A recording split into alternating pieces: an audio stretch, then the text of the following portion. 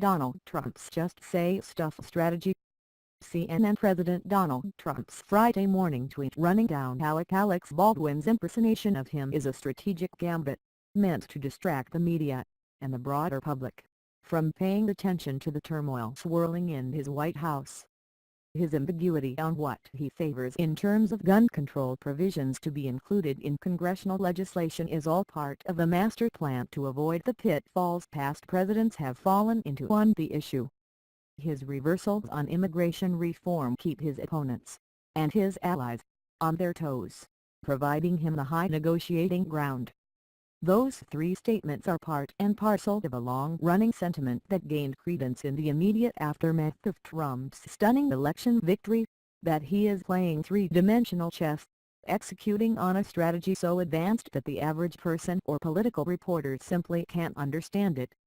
But if you look at the last year plus of Donald Trump in the White House, it's hard to conclude that he is, in fact, operating off of some sort of secret and hugely complex blueprint for governing and politics. In fact, the only strategy is really not a strategy at all. Trump simply says things. And no matter what he says on one day, he feels completely unbound by it the next day. This is a difficult thing for the political world, and I include reporters, to grasp. Why?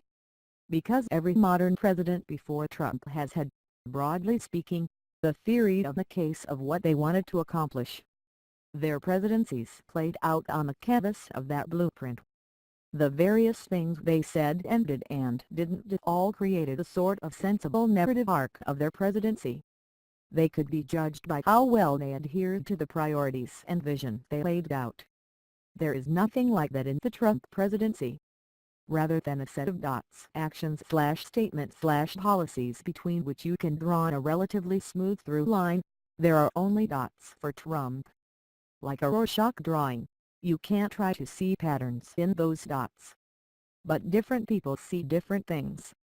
And some people see absolutely nothing at all. The point is, there is no point. There is just Trump, saying things and then reacting to the reaction to what he says. What he says often has some level of consistency, tougher, safer, bigger, better, but that is less purposeful than the result of a man who almost always says exactly what is on his mind, no matter how people will react to it. To call Trump a flip-flopper then is unfair, and misses the point in the same way trying to force his various thoughts, tweets and policy statements into a cohesive whole does.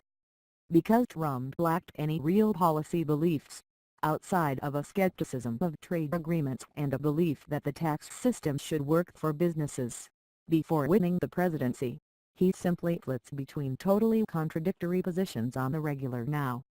On immigration, one day he backs comprehensive reform while 2 days later he is opposed to anything short of what immigration hardliners demand.